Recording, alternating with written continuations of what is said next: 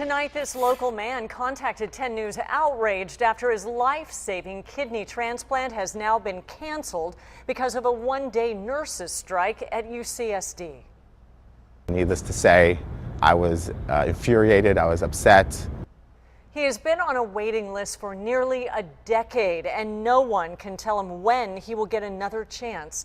10 News reporter Dan Haggerty is joining us now live from UCSD in Hillcrest, where this man thought he would be in just a week. Dan?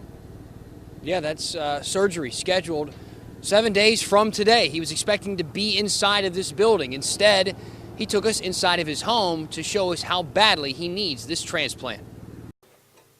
Homer Rivera showed us what keeps him alive. The machine costs about as much as a car. The dialysis machine he's been tethered to for a year. I can't make it all the way to the kitchen. And he needs it at least 9 hours a day. Tube in my stomach here. Rivera's kidney is failing, a struggle that brought his wife to tears just seeing our cameras.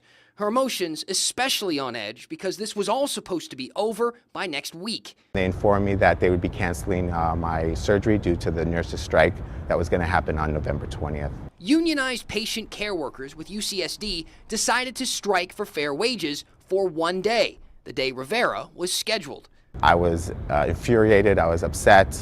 All this planning has gone into this, and then all of a sudden my date is canceled. This father of 3 has been on the waiting list for 7 years. He found a donor in Tennessee, had to raise funds because his insurance wouldn't cover an out-of-state donor. Now, all of those flights and hotel rooms will have to be canceled. Been emailing as many people as I could. Hey, there's got to be a better way to resolve this than a strike. We emailed the union too. They told us, with respect to transplants at UCSD, we do not schedule surgeries. However, the transplant teams that we represent are on call both the day before and the day after our strike, saying if the surgeons can reschedule, so can they. But Rivera says the surgeons can't.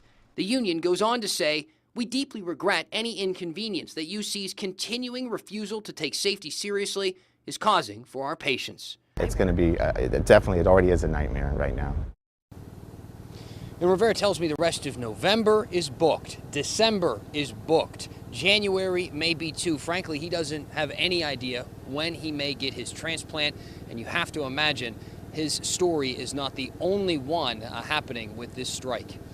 That's the latest in Hillcrest. Dan Haggerty, 10 News.